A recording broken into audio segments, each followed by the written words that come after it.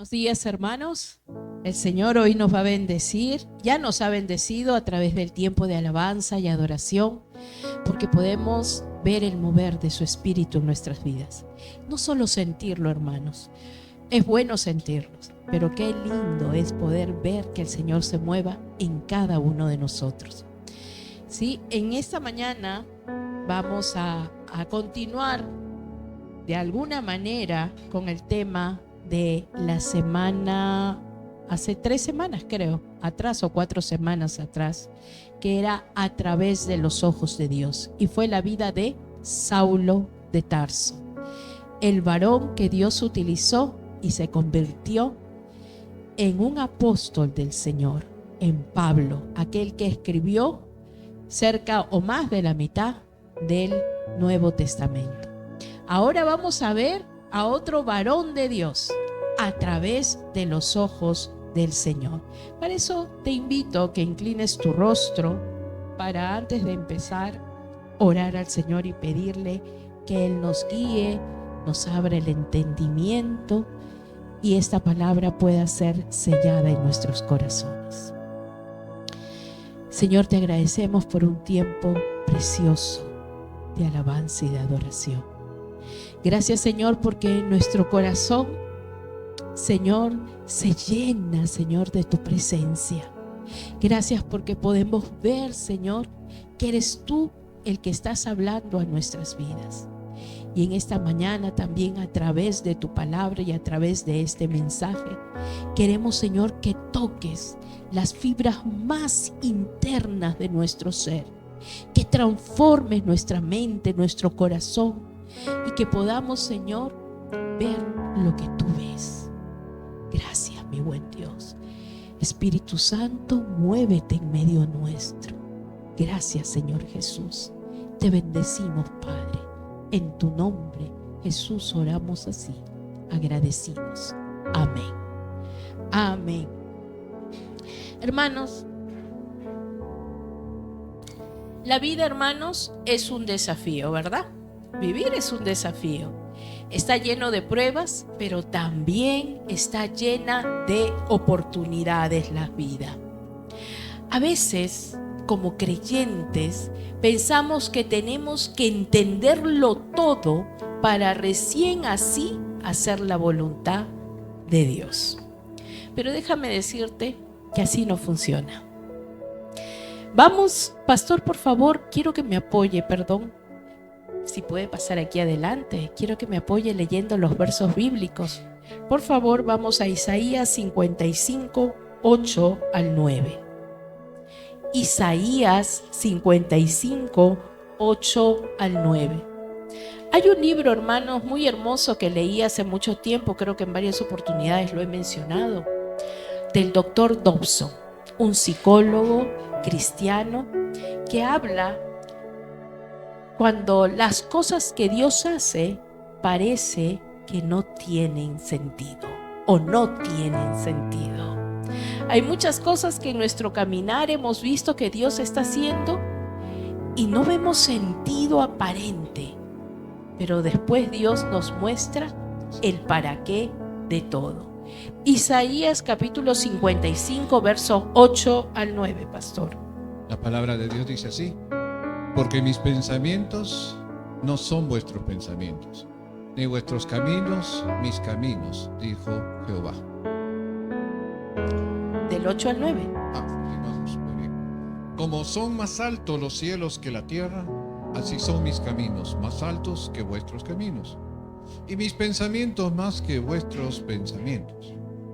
Porque como desciende de los cielos la lluvia y la nieve, y no vuelve allá, sino que riega la tierra y la hace germinar y producir, y da semilla al que siembra y pan al que come. Amén. Nuestros pensamientos no son los pensamientos de Dios, ¿verdad? Porque los pensamientos de Dios son más altos, ni nuestros caminos los caminos del Señor. Es por eso que muchas veces no entendemos el propósito o el plan que Dios tiene para con nuestras vidas. Muchas veces incluso no vamos a entender la razón de las pruebas. No vamos a entender el porqué de una enfermedad física. No vamos a entender tal vez el porqué de una enfermedad de salud mental, que también entra dentro de las enfermedades físicas. A veces nos preguntamos, ¿pero por qué? ¿Por qué soy bipolar? ¿Por qué soy, qué sé yo? ¿Por qué tengo TDAH? ¿Por qué estoy ansiosa? ¿Por qué soy TLP? ¿No? Y no entendemos que aún en medio de la enfermedad hay un plan y un propósito divino. O tal vez no entendemos el porqué de la muerte prematura de un niño a una corta edad, con una enfermedad muy triste como un cáncer. Tal vez no logramos entender el porqué de un divorcio o el porqué de un abandono. Pero mis hermanos, a veces no nos toca entender. En el medio del camino el Señor nos va a mostrar el plan y el propósito divino. Solo nos toca tener fe y aprender a descansar en el Señor y pelear la buena batalla que tenemos por delante. El pelear la buena batalla y descansar en el Señor es aprender a reconocer la superioridad de Dios, porque vamos a depender del Señor para poder pelear la batalla. Y a la vez también, mi hermano, mi hermana, reconocer nuestra limitación física como seres humanos, nuestras limitaciones, porque nuestra visión, nuestra perspectiva es corta. Dice que los pensamientos de Dios son más altos y sus caminos no son nuestros caminos, ¿verdad? Entonces nosotros podemos querer hacer planes, podemos querer que nuestros planes se cumplan, pero muchas veces queremos que se cumplan a nuestra manera y de acuerdo a la forma que nosotros conocemos. Pero Dios tiene un plan mayor. A veces oramos y clamamos por algo, ¿verdad? Y no lo recibimos. Y es que Dios no nos da lo que queremos, sino Dios nos da lo que necesitamos. De acuerdo a la necesidad que Dios ve en tu vida, de acuerdo a lo que Él desea trabajar, de acuerdo a lo que Él desea hacer, es el plan que el Señor va a ir siguiendo para ir logrando en ti forjar el carácter de Cristo y aquella fe inquebrantable que no se va a mover por las circunstancias de la vida. A veces el no lograr entender el por qué nos cuesta. Yo creo que nos cuesta, pero Señor, ¿por qué? Y nos cuesta porque tenemos que de alguna manera renunciar a lo que muchas veces nosotros queremos, ¿verdad? ¿Te ha tocado renunciar o no? Pero Dios sabe qué es lo mejor para ti. Pregúntale, Señor, ¿para qué? Vamos a un ejemplo en la palabra de Dios, pastor, por favor. 2 Corintios, capítulo 12, verso 7 al 9. Fíjate que es Dios el que conoce lo mejor para ti. Y en estos versos bíblicos vamos a ver cómo Dios trata con su siervo.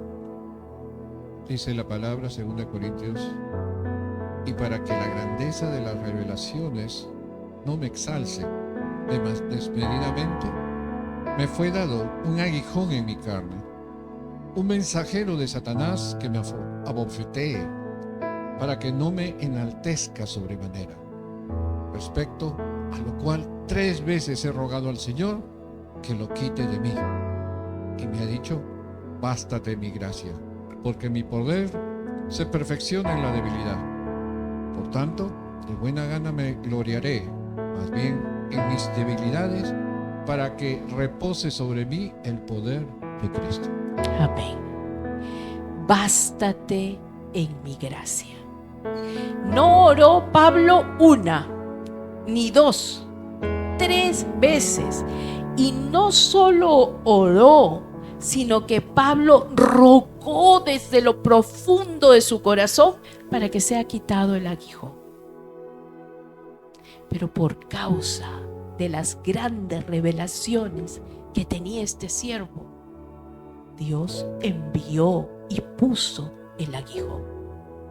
Era necesario ese aguijón para que Pablo no se vanagloriara, sino pudiera ver el poder de Dios en su vida, aún con el aguijón, y que él se bastara en la gracia de Dios, aún en medio de la enfermedad, aún en medio del dolor, aún en medio de la crisis, aún en medio de la pérdida, aún en medio de un mal pronóstico.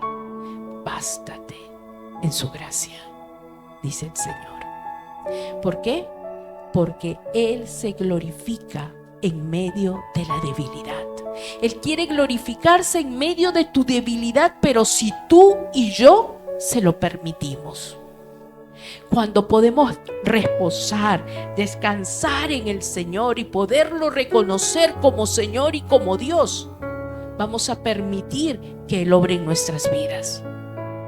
Cuando tú puedas reconocer que en tus fuerzas no puedes seguir peleando y que debes descansar en Él, es cuando Dios empieza a obrar en ti.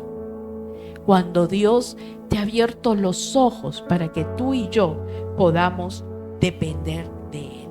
Hay que reconocerlo al Señor en medio de nuestros caminos.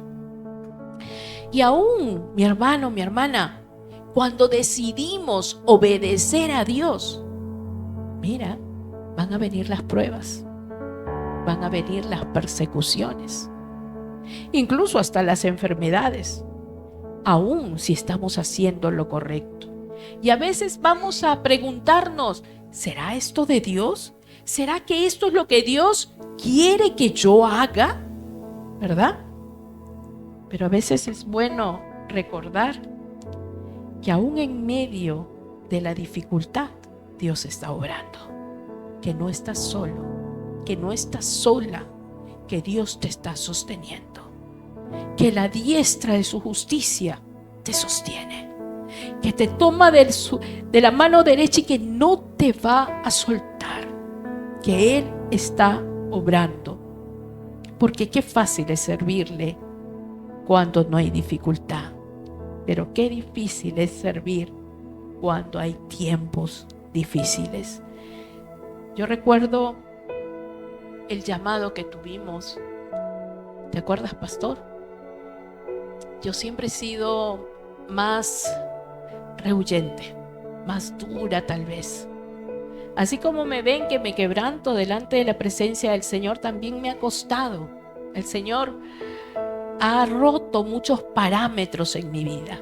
Y recuerdo que cuando nos llamó al servicio, el pastor me dijo: Yani, el Señor me ha llamado a tiempo completo. Y mi esposo era un hombre que tenía empresario. No tenía 1, ni 2, ni 3, ni 4. Tenía 5 empresas.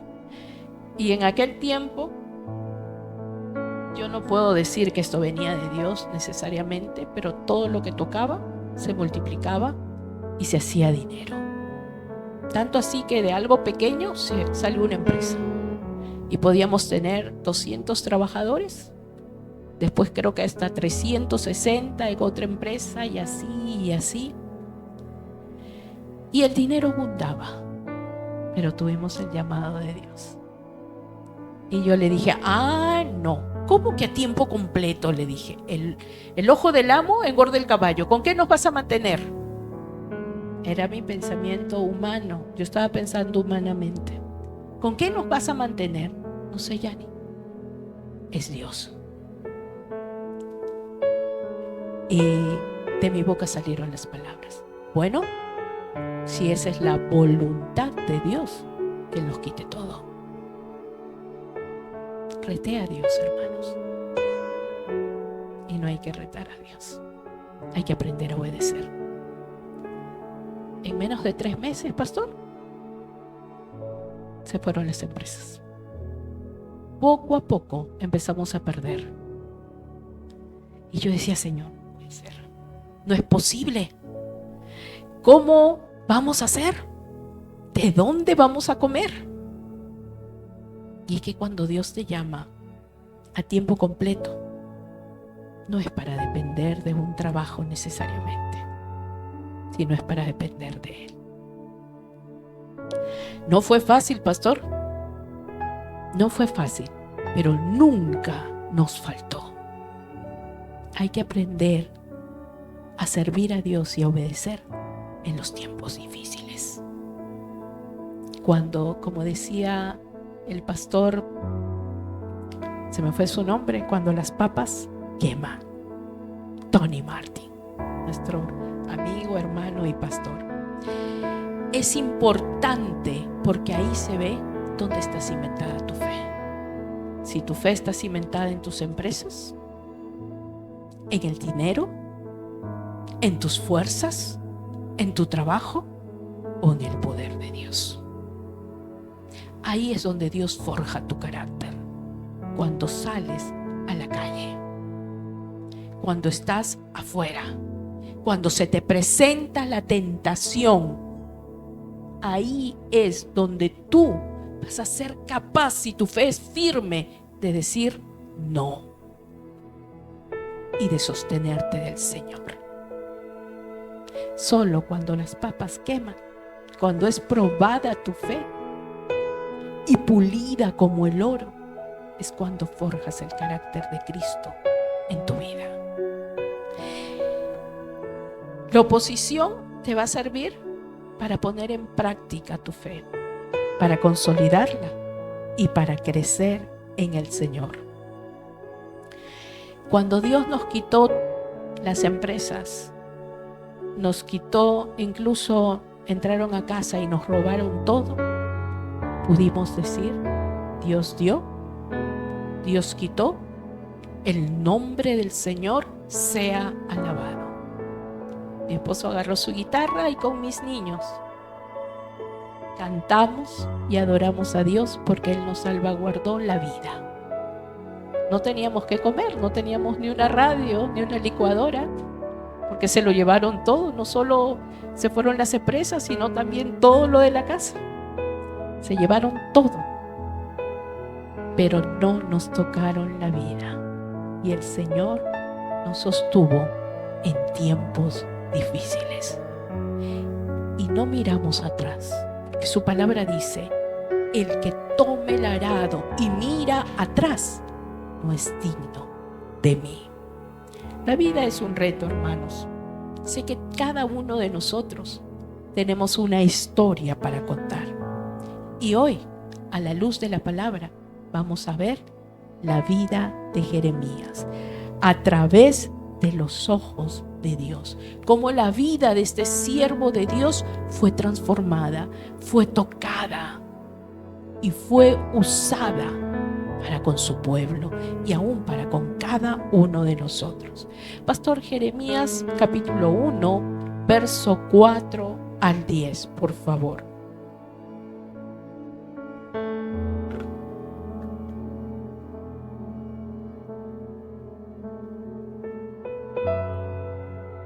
Jeremías capítulo 1, verso 4 al 10. Y dice la palabra de Dios así.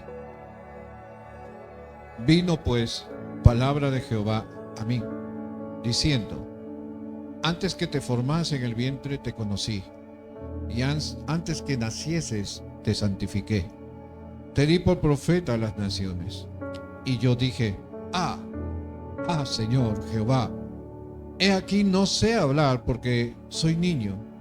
Y me dijo Jehová, no digas soy niño, porque a todo lo que te envíe irás tú, y dirás todo lo que te mande. No temas delante de ellos, porque contigo estoy para librarte, dice Jehová. Y extendió Jehová su mano y tocó mi boca, y me dijo Jehová, he aquí he puesto mis palabras en tu boca. Mira que te he puesto en este día sobre naciones y sobre reinos, para arrancar y para destruir, para arruinar y para derribar, para edificar y para plantar. Amén. Leyendo un poco el libro de Jeremías, porque estuve leyendo y escuchándolo incluso, me preguntaba por qué Dios había escogido a Jeremías cuando él se veía como un niño, ¿verdad? ¿Por qué Dios lo escogió? ¿Por qué Dios nos escogió a cada uno de nosotros? Y fíjate que leyendo y leyendo, la respuesta la encontré en el verso 5. Para mí, esa fue la respuesta de Dios. Antes que te formases en el vientre, te conocí. Escúchalo bien. Antes que te formases en el vientre, te conocí. ¿Impactante? ¿Sí o no? ¿De qué me está hablando? De un tiempo, pero no un tiempo cronos humano, tal vez en un espacio atemporal, fuera del cronos que nosotros conocemos. Antes que te formases en el vientre, te conocí.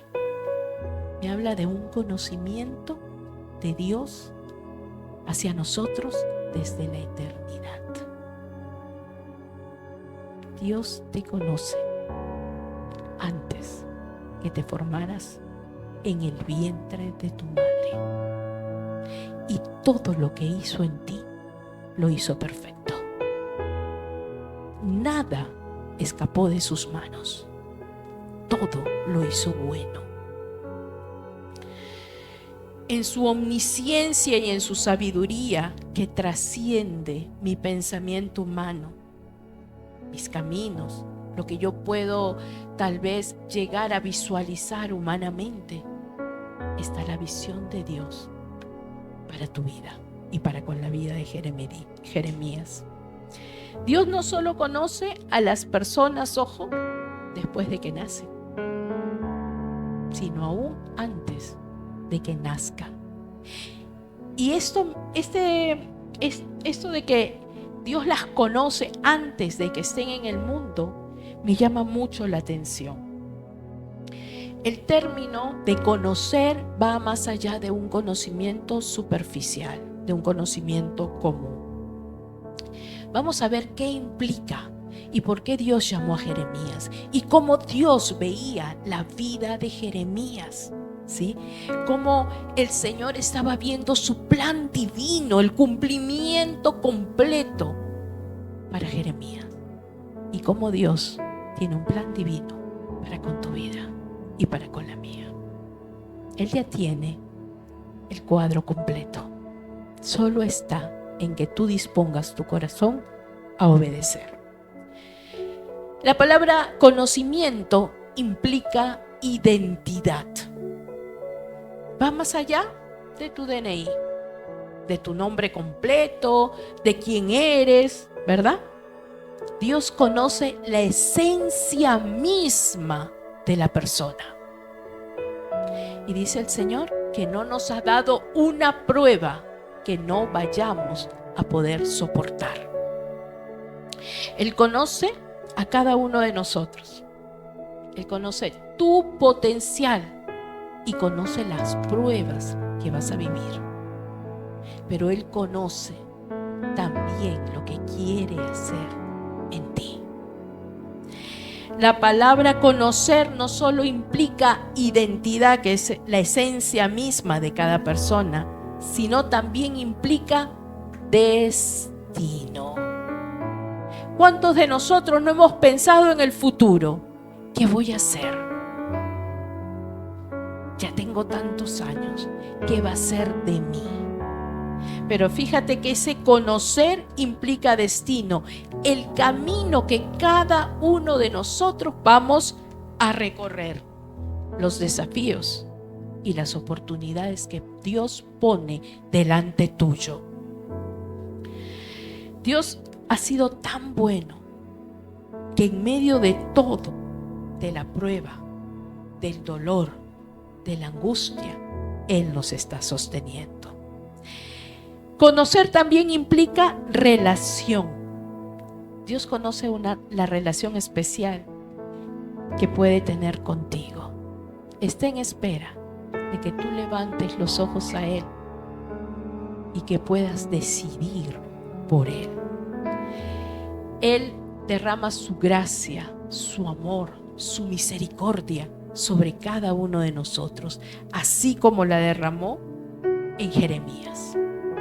Estamos hablando de un conocimiento pleno de Dios para contigo y para conmigo.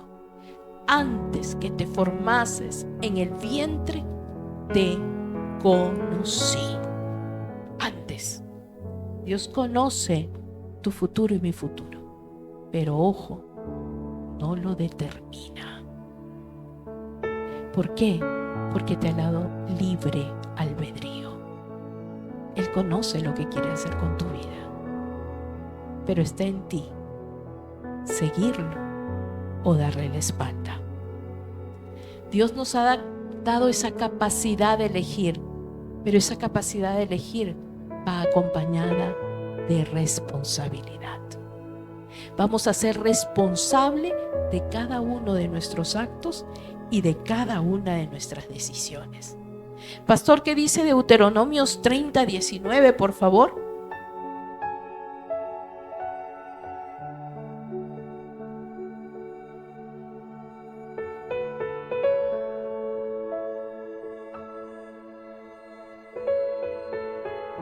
Deuteronomios 30:19 dice así su palabra: a los cielos y a la tierra llamo por testigos hoy contra vosotros, que os he puesto delante la vida y la muerte, la bendición y la maldición.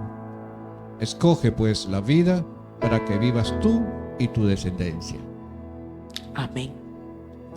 Dios te presenta y nos presenta cada vez que abrimos su palabra la vida y la muerte. Sabemos qué es lo bueno y sabemos qué es lo malo. Lo ha puesto delante de nosotros, nos ha dado conciencia y ahora el Espíritu que vive en nosotros, el Espíritu Santo. Tenemos que escoger el bien o el mal. Ese es el libre albedrío. No nos ha quitado, pero sí nos da la oportunidad de escoger la vida. Y la vida está en Cristo y en su palabra. De escogerlo a Él, de permanecer en Él. El Señor conocía la vida de Jeremías. Sabía todo lo que él iba a padecer, lo que iba a pasar, pero lo escogió porque sabía también cómo este varón de Dios iba a luchar su buena batalla. Por eso es que lo escogió. Lo escogió para que sea un instrumento de Dios en momentos muy difíciles para una nación. Cuando abundaba la idolatría, la fornicación, el adulterio, cuando habían hombres que se iban tras dioses paganos, cuando el pueblo de Dios no buscaba al Señor sino le daba la espalda y hacía lo que quería y pensaba que así saciaba su alma. En medio de todo esto, Jeremías era un varón con un corazón quebrantado que buscaba de Dios. Y Dios conocía el corazón de este varón y lo quería utilizar.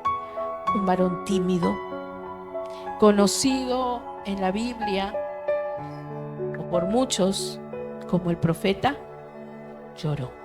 Pero no llorón porque sea cobarde, ojo, sino llorón porque lloraba por el dolor de su pueblo, por el pecado en el que había caído el pueblo.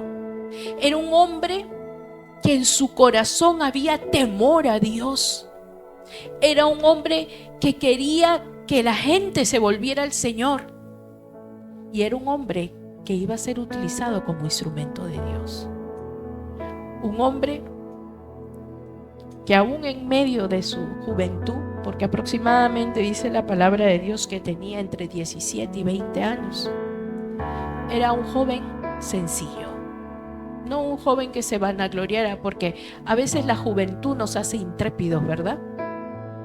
A veces en la juventud creemos que todo lo podemos y pensamos que la juventud va a durar mucho. Y déjame decirte que la juventud pasa, que los años pasan, pero que aún en medio de esa juventud Dios quería usar a este varón. Fíjate cómo se veía Jeremías. Pastor, por favor, Jeremías, el mismo capítulo 1, el verso 6. ¿Cómo responde al llamado del Señor cuando le dice el Señor que lo estaba llamando como profeta para las naciones? ¿Qué dice él?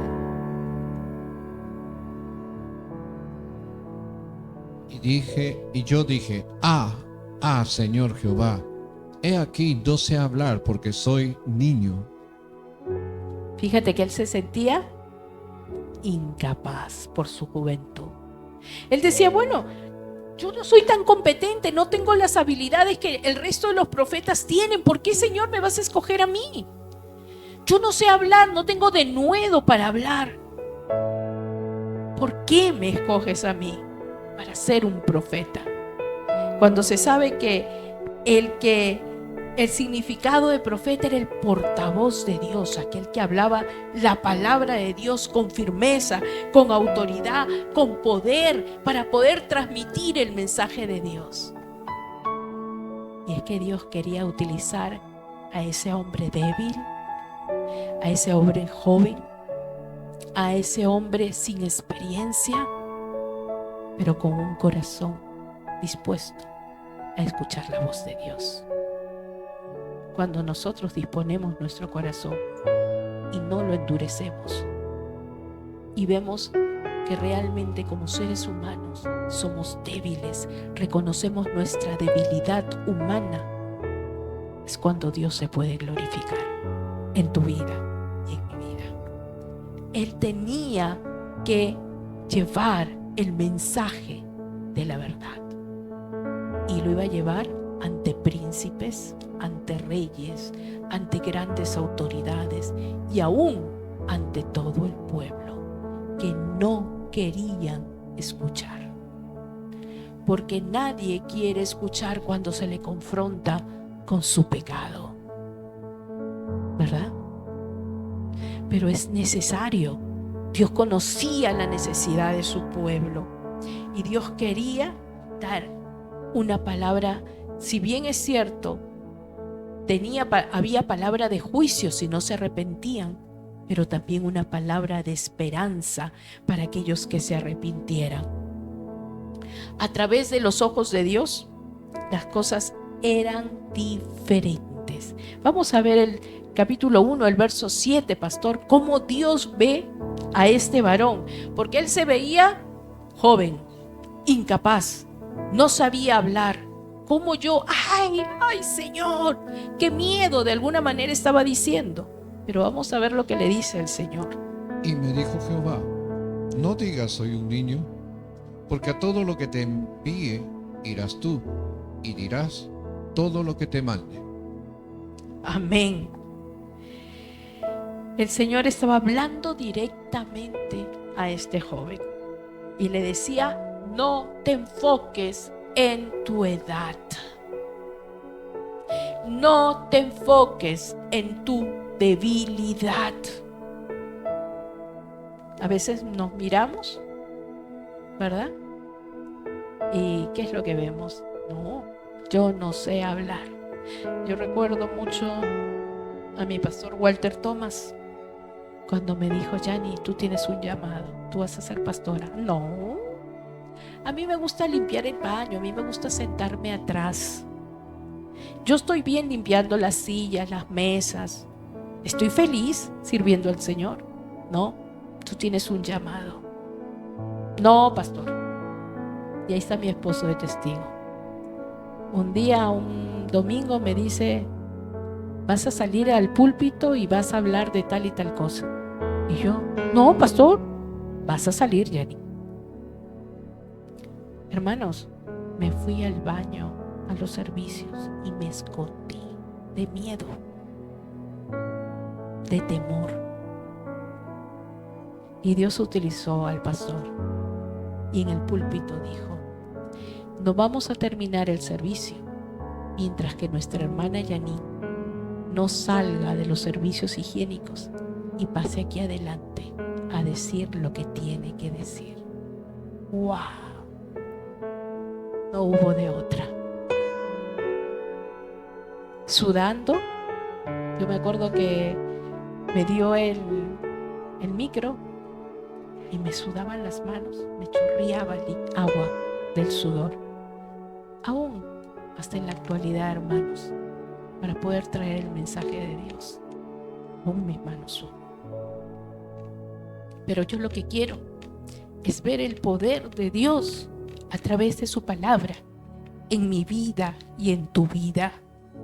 Porque es Dios el que trabaja en nosotros. Recuérdalo, no eres tú en tu debilidad.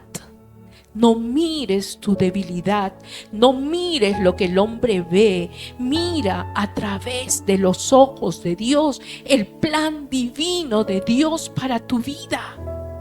Lo que Dios quiere hacer contigo. Es así como Dios estaba mostrando a Jeremías y le decía: porque yo soy el que te envío. Le estaba delegando un trabajo. Y dirás todo lo que te ordene. Le dio una responsabilidad de transmitir la palabra de Dios, no a medias, no a medias tintas. Tal vez hoy yo te pueda aburrir porque te estoy hablando lo que el Señor me habló, pero no te lo voy a transmitir a medias tintas. Dios quería y quiere hombres y mujeres que puedan transmitir el evangelio de verdad de Jesucristo. Un evangelio que transforme vidas, que penetre en el alma, en el corazón, en el espíritu del hombre, que penetre en los huesos, en los tuétanos, y que pueda hacer su obra a través de su palabra. Dios lo animó y lo invistió a Jeremías de autoridad. Él no iba a ir con su palabra, iba a ir con la palabra de Dios. Y dirás todo lo que yo te diga. No era lo que él tenía en el corazón o en la mente para decir, sino lo que Dios quería decir a su pueblo. Tal vez él humanamente le hubiera dicho, así como este varón que se lo comió el pez, ¿cómo se llamaba? Jonás, ¿no? Que quería que el pueblo, este pueblo, fuera tal vez aniquilado por Dios. No quería ir a hablar de arrepentimiento. Tal vez en el corazón de Jeremías en un momento decía, pues Señor, no se arrepienten, ¿no? Y tal vez hubiera querido hablar sus palabras, pero el Señor le dijo, no. Dirás lo que yo te diga. No vas a decir lo que tú quieres, sino irás investido por mi autoridad. Vemos que Jeremías no solo tenía temor por verse como un niño, sino también tenía temor porque se iba a enfrentar a gente de un corazón duro. Se dice de que ni uno solo se arrepintió durante todo el tiempo de la predicación de Jeremías, que fueron años. Cualquiera de nosotros hubiera pensado, qué inútil me siento, ¿verdad? Si no ves ni uno solo que se convierta. Pero él no dejó de hablar el evangelio poderoso. Él siguió hablando del poder de Dios, del juicio que podría venir si no se arrepentían. Y le dijo el Señor en Jeremías capítulo 1, verso 8, pastor, por favor, no solo se veía como un niño, sino vamos a ver que Dios, que conocía el corazón de Jeremías, le habla al interior de él y le dice: no temas delante de ellos, porque contigo estoy para librarte, dice Jehová. wow, porque contigo estoy para librarte. No temas delante de ellos. Su presencia está contigo. Cuando estás dispuesto a hacer la voluntad de Dios y eres capaz de escuchar su voz, el Señor está contigo y va delante tuyo y va abriendo camino. Dios sabía, en su omnisciencia, en su sabiduría, que este pueblo no quería arrepentirse. Pero era un pueblo al que Dios amaba en sobremanera. Sabía que ni uno solo se iba a arrepentir, pero extendía su misericordia como le extiende en tu vida y en mi vida. Me hace recordar el pasaje bíblico donde dice: porque con eterno amor te he amado, por tanto te prolongué mi misericordia. La misericordia de Dios fue prolongada y envió a su profeta a compartir el mensaje del Señor. Esto nos puede traer a la mente o nos puede recordar que cuando nos enfrentemos frente a situaciones difíciles o a personas difíciles de tratar, si vamos de la mano de Dios, Dios abrirá caminos. Quiero contarte algo, no sé cómo voy de tiempo, pastor. Más o menos. Quiero contarte algo. De repente alguna de ustedes saben, en casa mi familia lo sabe. Cuando estaba haciendo mi serum, recuerdo a un coronel, no voy a decir nombres porque esto va a estar grabado en YouTube, así que no voy a mencionar nombres, pero yo trabajaba en la policía en aquel tiempo haciendo el serum. Y había un coronel que muchas veces entraba a los consultorios porque había la mala costumbre de quedarse con los medicamentos de Fospolis, ¿no? Entonces entraba a los consultorios y veía las historias y delante de la paciente y del profesional le decía: ¿sabes qué? No, yo la voy a volver a examinar. Tachaba lo que había escrito el profesional y decía: agua con vinagre, que se lave con agua y vinagre, con eso se soluciona, y un paracetamol. Y yo recuerdo que había entrado al consultorio de una colega mía y ella estaba dolida, estaba triste porque la dejó mal delante de su paciente. Rápido lo voy a contar. Y en una reunión que estábamos, nos reunió a todos, ¿no? Entonces empezó a hablar de que se estaban prescribiendo muchos medicamentos y a mí me tocó. Yo quise hablar en ese momento, me cedieron la palabra y recuerdo que en ese momento cuando le hablé le dije, porque era médico, le dije: doctor, respetos, guarda respetos. Usted es profesional tanto como nosotros somos profesionales. Y si usted dice respetar, no puede entrar a un consultorio y tachar la historia clínica que un profesional ha hecho. Me miró, porque él era la máxima autoridad en ese policlínico, me miró y me dijo: ¿quién eres tú? Y yo no respondí hasta ese momento.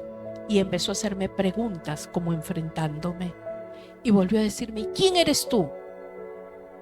Y vino una autoridad como de mi estómago, así un fuego. Me levanté y le dije: usted no sabe, hija, de quién soy yo. Yo me refería al Señor, por supuesto. No me refería a un general, porque mi padre no era general. Yo me refería a Dios. Y me miró y me dijo: ya, todo tranquilo. Y todo el mundo se quedaba mirando.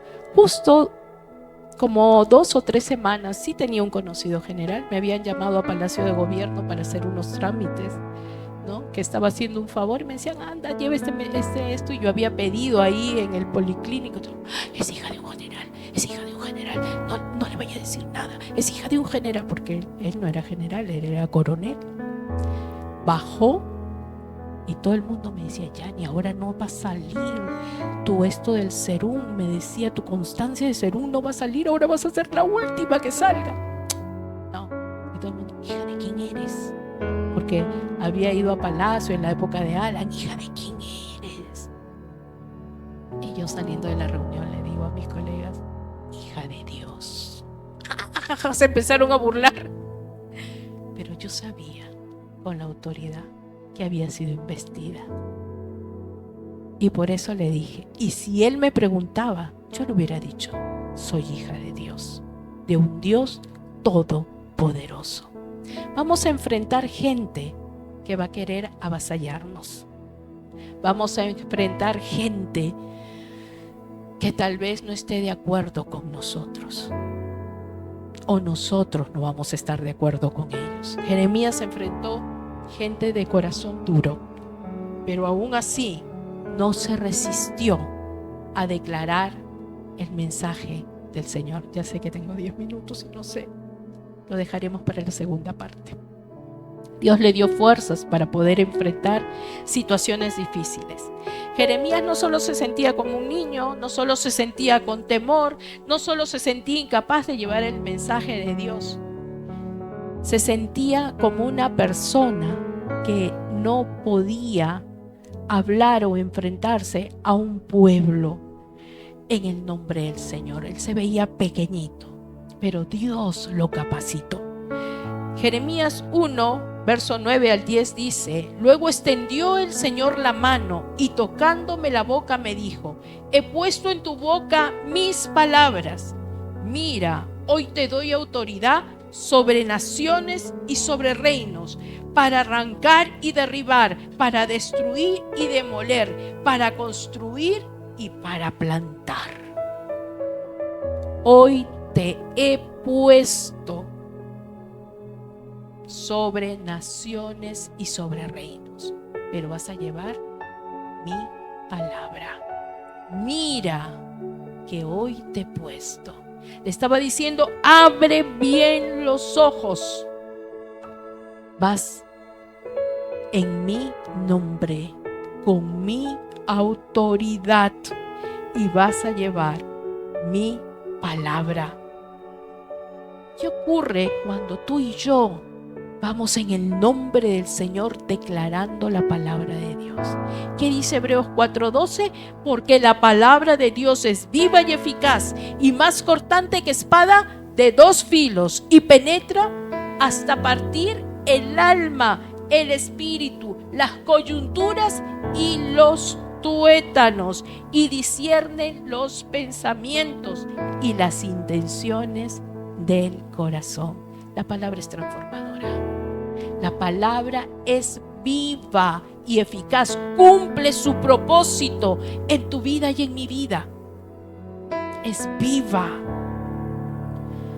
Dios estaba transmitiendo su palabra a su pueblo. Arrepiéntanse. Arrepiéntanse, vuélvanse al Señor.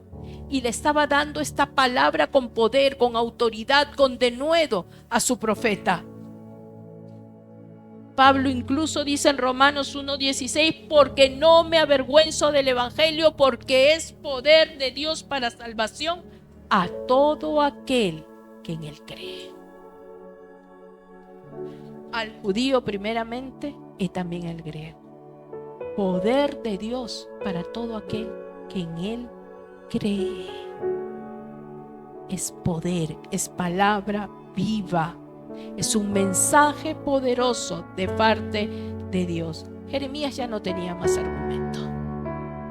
Ya no puedo decir soy un niño, ya no puedo decir no tengo las capacidades, no tengo la experiencia. Dios lo había capacitado, Dios le había dado la experiencia, Dios había tocado sus labios, su corazón para transmitir el mensaje del Señor.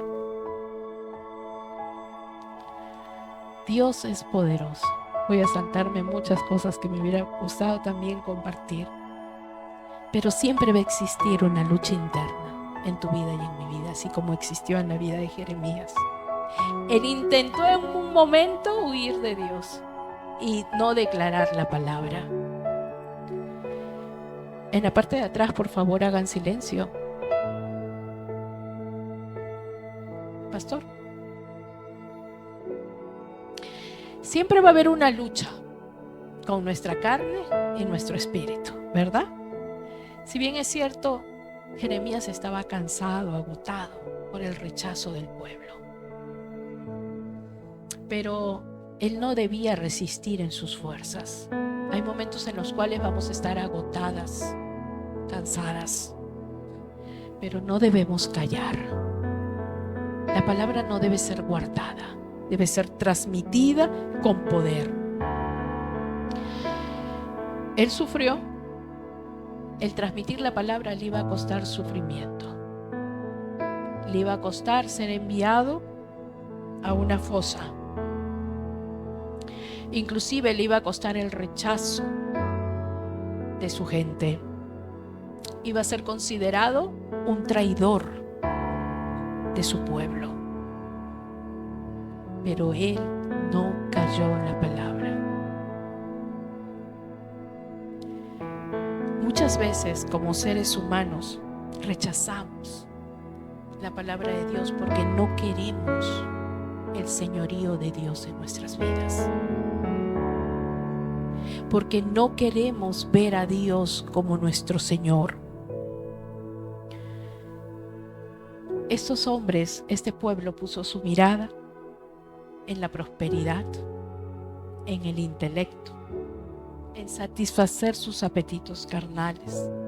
Y dice la palabra de Dios que cavaron sus propias cisternas rotas. ¿Qué estás haciendo con tu vida? ¿Estás cavando tu propia cisterna rota? ¿Tus pensamientos solo están en la prosperidad, en tus deseos carnales? ¿O buscas al Señor? El Señor le hablaba a su pueblo: no pongas tu mirada ahí.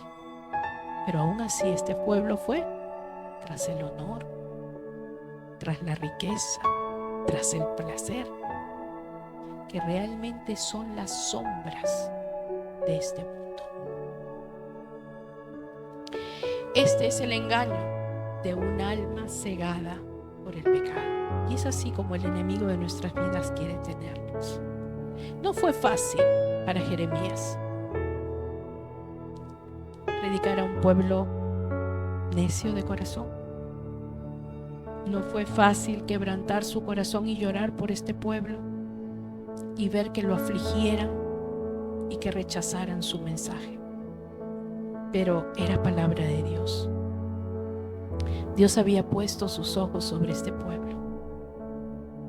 Sabía que no iban a oír, sabían que no iban a escuchar. Dice Jeremías 5:21: pueblo necio y sin corazón, que tienen ojos y no ven, que tiene oídos y no oye.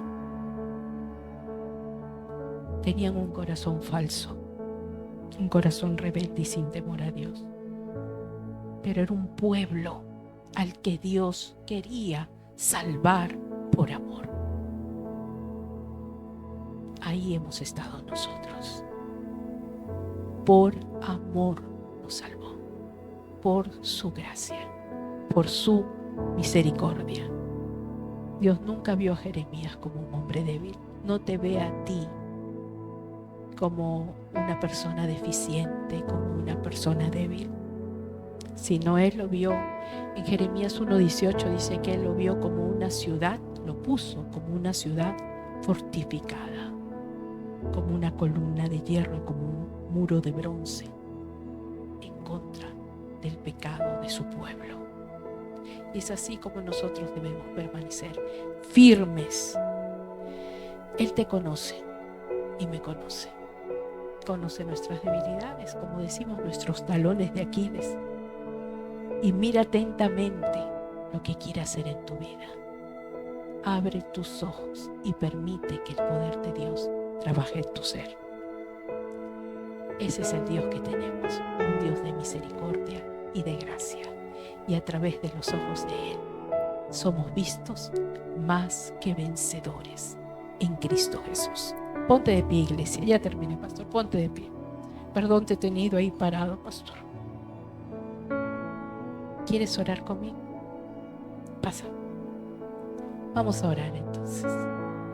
Inclina tu rostro, iglesia. Vamos a orar y vamos a pedirle al Señor que abra nuestros ojos espirituales y que su palabra penetre en nuestro corazón.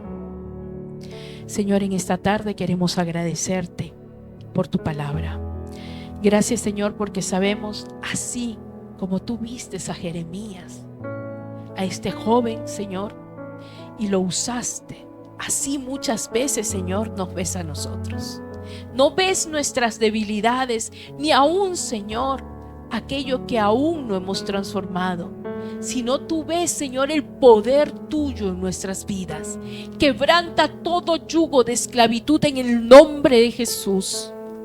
Quebranta, Señor, todo pensamiento contrario a ti y ayúdanos a ver, Señor, conforme a tu voluntad. Abre nuestros ojos espirituales, nuestros oídos espirituales, que en nuestro corazón haya un fuego, Señor, que arda de pasión por ti, Señor. Sé tú, Señor, trabajando en nosotros. Transforma nuestro ser, controla nuestra lengua y ayúdanos a actuar, Señor, conforme a tu voluntad. Bendice a tu iglesia, Señor. Bendícenos, Padre, para cumplir tus planes y tus propósitos conforme, Señor, a tus designios. Que nuestros ojos estén puestos en ti. En el nombre de Jesús. Amén. Que el Señor te bendiga, iglesia.